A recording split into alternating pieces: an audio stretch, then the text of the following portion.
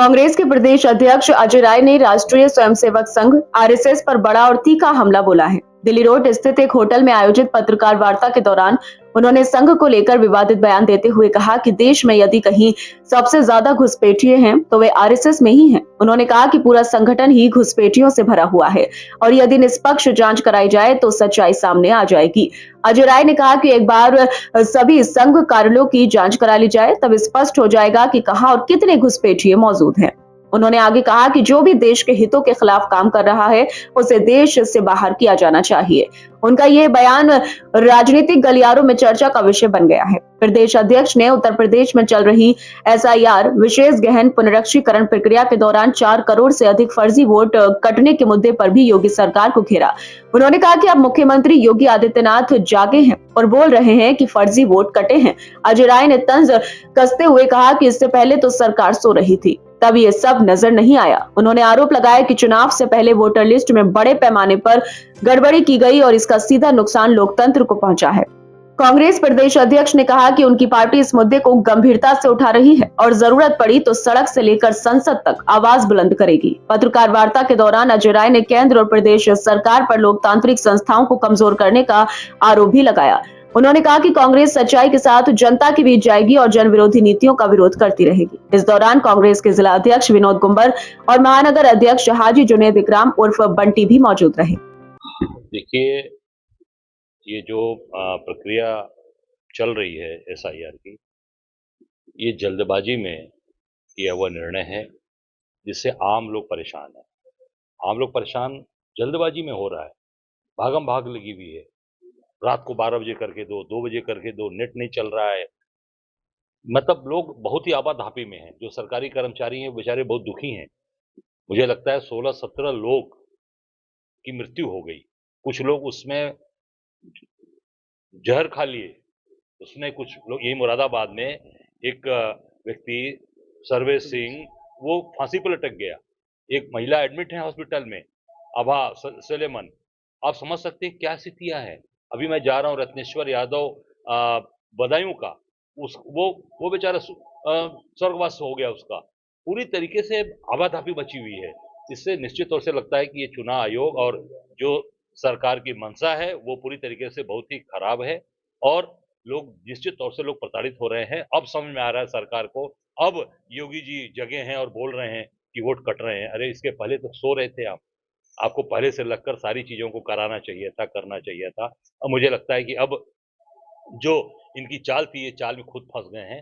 अब पूरी तरीके से ये लोग अब परेशान हो रखे हैं। मैं इतना ही कहना चाहूंगा कि ये जो योगी जी हैं, योगी जी की सोच और योगी जी पूरे प्रदेश को आज बर्बाद कर रखा है इन्होंने। पूरे बुलडोजर चलाकर, लोगों को घर तोड़कर, अत्याचार करके और वर्गवाद करके ये सारा काम उन्होंने खुद कर रखा है। आप उस सामने देखो ना, आपके सामने ही है। नेहरू जी ने पूरे देश को एक माले की तरह पिरो के रखा, पूरे देश को आगे बढ़ाने का काम किया। नेहरू जी के हजारवां हिस्सा भी योगी जी नहीं है। झूठ बोलते हैं, गेरुआ वस्त्र पहनकर झूठ बोलते हैं और जनता को केवल और केवल भ्रमित करना और लोगों को प्रताड़ित करना, बुलडोज करना और तस्करों को बचाना, जो पूरी तरीके से कफ सिरप में, ड्रग्स में जो लोग शामिल हैं उनको बचाना, उनकी रक्षा करना, ये योगी जी का काम है। उनको पूरी तरीके से प्रोटेक्ट कर रहे हैं, उनकी रक्षा कर रहे हैं। जो व्यक्ति उठा रहा है, आज तस्करी के खिलाफ मोर्चा खोल रहा है, उसको जेल भेजना, उसके खिलाफ कार्रवाई करना। आप देख सकते हैं कि एक ईमानदार अधिकारी को, एक ईमानदार पूर्व आईपीएस अधिकारी अमिताभ ठाकुर को जेल भेज रखा है उन्होंने, केवल इसलिए कि उन्होंने तस्करों का नाम बताया, तस्करों की बात उठाई तो उनको जेल भेज दिया। जो तस्करी कर रहे हैं, जो करोड़ों रुपए के महंगे गिफ्ट लेकर वो आनंद ले रहे हैं, इससे साबित हो रहा है कि पूरी तरीके से योगी सरकार केवल और केवल गलत काम करने वालों के साथ खड़ी है। और जो लोग इनकी बात उठा रहे हैं उनको वो जेल भेज रहे हैं, उनका बुलडोज कर रहे हैं। मैंने उसको देखा नहीं है। भाजपा ने पंकज चौधरी को प्रदेश अध्यक्ष बनाया और 2024 के चुनाव में देखा था कि कहीं न कहीं इंडिया अलायंस को जो है कुछ भी वोटों का झुकाव रहा और 9 सीटें सांसद में 5 सपा की और 3 भाजपा और 1 अनुप्रिया पटेल। देखिए, मैं तो नहीं कहना चाहूँगा, कोई समाज को साधने की कोशिश। देखिए कोई समाज को साधने से और केवल प्रतिनिधित्व देने से मतलब नहीं है। मतलब तब आएगा जब उस समाज के लिए आप काम क्या करेंगे। समाज का काम होना चाहिए, उसको सम्मान मिलना चाहिए। आप किसी को बना दो, इसके पहले भी स्वतंत्र देव सिंह को बनाया था, वो भी कुर्मी समाज के थे। ऐसा नहीं था कि वो भी एक बड़े नेता हैं, पर यह है कि उनको केंद्र से हरी झंडी नहीं मिली, इसलिए उनको नहीं बनाया गया। अब केंद्र के जो खासम खास थे पंकज चौधरी को बनाया गया, क्योंकि योगी जी और पंकज चौधरी में पटती नहीं है, पूरा समाज पूरी बीजेपी जानती है, पूरे लोग जानते हैं, इसलिए तो उनको केंद्र से लिया उनको बैठाया गया है। अब ये जग जाहिर हो गया कि योगी और केंद्र में पट नहीं रही है, इसने तो पंकज चौधरी को मौका दिया, स्वतंत्र देव को मौका नहीं दिया। ये निश्चित तौर से ये चीजें सामने आ रही हैं। मैं इतना ही कहना चाहूंगा कि किसी को बना लें, जो सरकार काम नहीं करेगी, जो अत्याचार अन्याय कर रही है। और पटेल समाज का सबसे ज्यादा जमीन का अधिग्रहण हुआ है। बनारस जहां से मैं आता हूं, वहां पर काशी द्वार के नाम पर तमाम नई नई योजना, ट्रांसपोर्ट नगर के नाम पर सारा का सारा जो जमीन, मैक्सिमम जमीन जा रही है, सब पटेल समाज की है, और उनको लाठियों से मारा गया। ट्रांसपोर्ट नगर में लाठियों से दौड़ा दौड़ा कर मारा गया। तब पंकज चौधरी कहाँ थे? हम सब लोग खड़े थे। आज उसी का नतीजा था कि मोदी के खिलाफ पटेल समाज ने जमकर मेरा साथ दिया। मैं धन्यवाद देता हूं, और आगे भी मेरा जमकर साथ देगा। ये हम सबको विश्वास है। क्यों? क्योंकि उनके सुख दुख के साथी हैं। हमारे उदल जी, जो कुर्मी समाज के सबसे बड़े नेता रहे, 9 बार के एमएलए थे, वो उनका आशीर्वाद उनके परिवार कम्युनिस्ट के थे।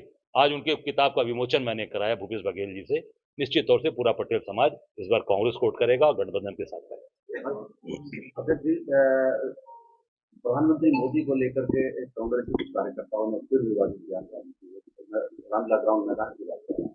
इस तरह की बयानबाजी से क्या क्या देखिए, मैं इतना ही कहना चाहूंगा कि जो रामलीला मैदान में लोग थे, आम आदमी, साधारण आदमी, कोई भी किसी के बारे में बोले, मंच से किसी ने भी कोई भी ऐसी टिप्पणी नहीं की है। जो भी वरिष्ठ नेता थे, मंच पर मैं था, किसी ने वरिष्ठ नेता ने ये कोई ऐसी टिप्पणी नहीं की है। सब लोगों ने केवल और केवल वोट चोरी की बात की, और जो आज देश के अंदर अत्याचार अन्याय प्रदेश के अंदर हो रहा है, इसकी बात की। दिल्ली रेल को लेकर भाजपा में कटाक्ष किया था कि वोटों जो आपको दिल्ली हुई कि आप लोग घुसपैठियों की सेवा में लगे रहो और हम देश की जनता की सेवा करते हैं। क्या कहेंगे? देखिए, घुसपैठिए सबसे ज्यादा तो संघ में है, आरएसएस में है। संघ पूरा जो संगठन है, आरएसएस, वो घुसपैठियों का है। और घुसपैठी, अब उनके संघ कार्यालय को एक बार मैं कहना चाहूंगा योगी जी से कि जितने भी आरएसएस के जितने भी कार्यालय हैं, जरा उसकी जांच करा लें। सबसे ज्यादा घुसपैठी अगर कहीं मिलेंगे तो संघ कार्यालय में मिलेंगे, और उनको देश से बाहर करना चाहिए।